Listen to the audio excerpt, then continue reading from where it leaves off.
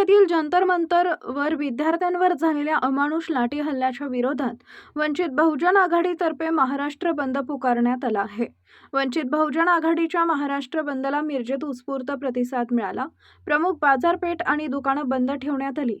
वंचित बहुजन आघाडीचे जिल्हाध्यक्ष नितीन सोनवणे आणि आंबेडकरी चळवळीतील ज्येष्ठ नेते अशोक कांबळे यांच्या नेतृत्वाखाली मिरज शहरात रॅली काढण्यात आली।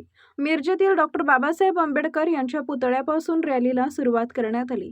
मिरज शहरातील प्रमुख रस्त्यावरून रॅली काढण्यात आली। आज ज्येष्ठ नेते बापू शिसवरे, सागर दरबारे, प्रमोद वायदंडे, डॉक्टर रविकुमार गवई, आनंदा हातेकर, भास्कर जगताप, शब्बीर चिवेलकर, संजय कांबळे, चंदा सांबळे, रिंकू कांबळे यांच्यासहित अनेक कार्यकर्ते सहभागी झाले होते।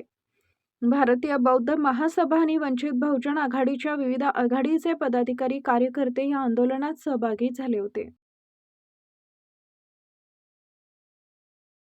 बाबासाहेब आंबेडकर यांना त्रिवार वंदन करून आज मिरज शहरामध्ये वंचित बहुजन आघाडी यांच्या माध्यमातून पूर्ण 100% शहर आम्ही या ठिकाणी बंद केलेले आहोत।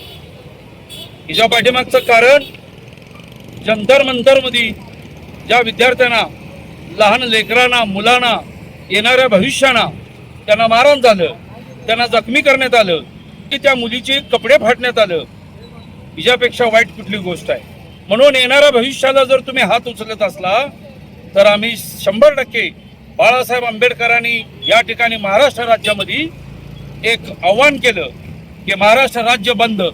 म्हणून आम्ही आज सर्व वंचित बहुजन आघाडीचे आजी माजी पदाधिकारी, सर्व भीम सैनिक मिळून या ठिकाणी 100% आम्ही मिरज बंद करून दाखवलं। आज या भारत देशामध्ये मुलांच्या भविष्याचा प्रश्न निर्माण झालेला आहे। त्याचा प्रश्न निर्माण करून त्याने या देशामध्ये पेपर फुटीसारखं प्रकरण निर्माण केलं आणि या देशातल्या मुलांचं भविष्य अंधारात डोकून टाकलेलं आहे।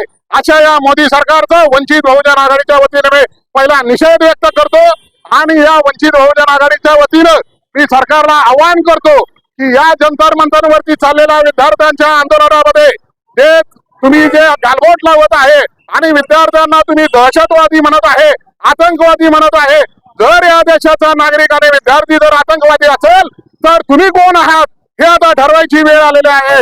या मोदी सरकारनं ध्यानात घेतलं पाहिजे। इथला नागरिक, इथला विद्यार्थी कुठलाही आतंकवादी नसून तो या देशाचा सार्वभौम नागरिक आहे आणि त्याला भविष्य घडवणं आणि त्याचं भविष्य निर्माण करणं हे आपलं प्रथम कर्तव्य आहे। हे मोदी सरकारनं विसरलं नाही पाहिजे। तर येणाऱ्या काळामध्ये हे जर थांबलं नाही आणि शिक्षण मंत्र्याचा राजीनामा घेतला नाही तर वंचित बहुजन आघाडी या संपूर्ण महाराष्ट्रामध्ये एक वेगळं आंदोलन निर्माण करेल, याची नोंद सरकारनं घेतली पाहिजे।